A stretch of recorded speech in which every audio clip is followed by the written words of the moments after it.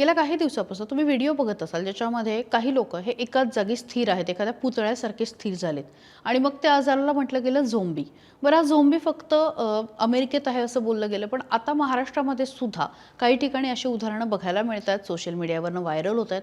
त्यामुळे झोंबी नेमकं काय, हे प्रकरण काय आहे, हे आम्ही सर्च केलं आणि ते मी आता तुमच्यासमोर मांडतीये. गेल्या काही वर्षापासून अमेरिकेमध्ये नशेच्या औषधांमुळे लोकांना सवयी लावण्यात आल्या आणि त्यामधूनच हे झोंबीसारखे प्रकार समोर यायला लागले. म्हणजे अफू, गांजा, चरस, हेरोईन यासारख्या गोष्टी अनेकांनी घेतल्या. गेल्या 4-5 वर्षापासून झायलाजिन नावाचं एक भयानक औषध समोर आलं आणि त्या औषधाचे हे सगळे परिणाम जे आहेत ना, हे झोंबीमध्ये दिसत आहेत. आता प्रामुख्याने जनावरांमध्ये वेड्यासारखा जर तो पिसळला असेल तर त्याला हे औषध दिलं जातं. हे औषध अजिबात माणसांसाठी नाहीये. मात्र जगामध्ये काही लोकांनी हे औषध घ्यायला सुरुवात केली. खरं तर वेटरनरी म्हणजे जनावरांचं औषध म्हणून हे औषध प्रसिद्ध आहे. मात्र ते घेतल्यानंतर माणसाचा झोंबी बनतो. त्याला एक प्रकारे त्याची बुद्धी चालेनाशी झाली आणि तो एका ठिकाणी स्थिर होत जातो.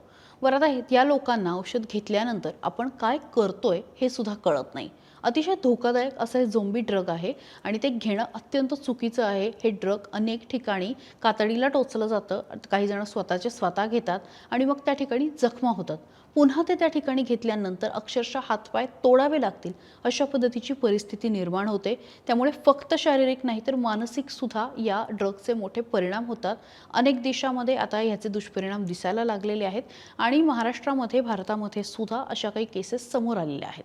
तुम्हाला नेमकं काय वाटतंय कमेंट बॉक्समध्ये व्यक्त व्हा आणि त्यासोबत असं काही दिसत असेल तर जवळच्या पोलिसांना नक्की इन्फॉर्म करा.